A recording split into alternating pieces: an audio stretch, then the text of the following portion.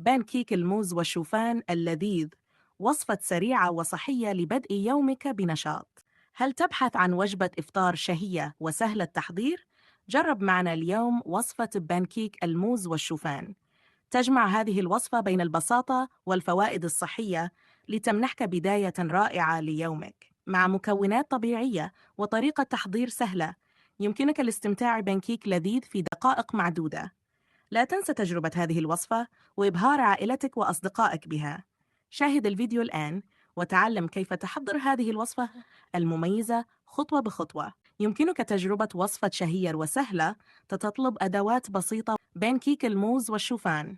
هذه الوصفة صحية وسهلة التحضير على الموقد. المكونات: وري موزة ناضجة، 2 بيضة، يعافس كوب من الشوفان، ينعم ملعقة صغيرة من القرفة اختياري، ورم ملعقة صغيرة من الفانيليا، رشة ملح، زبدة أو زيت للقلي. طريقة التحضير: وهرن في وعاء، أهرسي الموز جيداً باستخدام شوكة. أضيفي البيضتين إلى الموز المهروس وأخفقيهم معاً حتى يمتزجوا جيداً. أضيفي الشوفان، الفانيليا، القرفة إن رغبت، ورشة الملح. امزجي الخليط جيداً. سخني مقلاة غير لاصقة على نار متوسطة، وضعي قليلاً من الزبدة أو الزيت. ضعي كمية صغيرة من الخليط في المقلاة لتشكيل بانكيك صغيرة.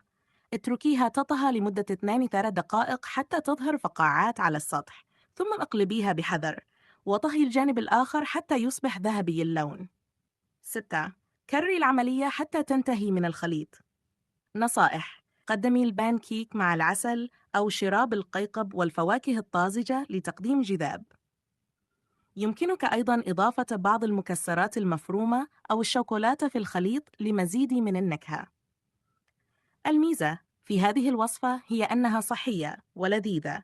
لا تنسى، إذا أعجبك الفيديو، أن تضع إعجاباً لتعمل فائدة، لأن الدال على الخير كفاعله. ولا تنسى الاشتراك في القناة وتفعيل الجرس ليصلك كل جديد.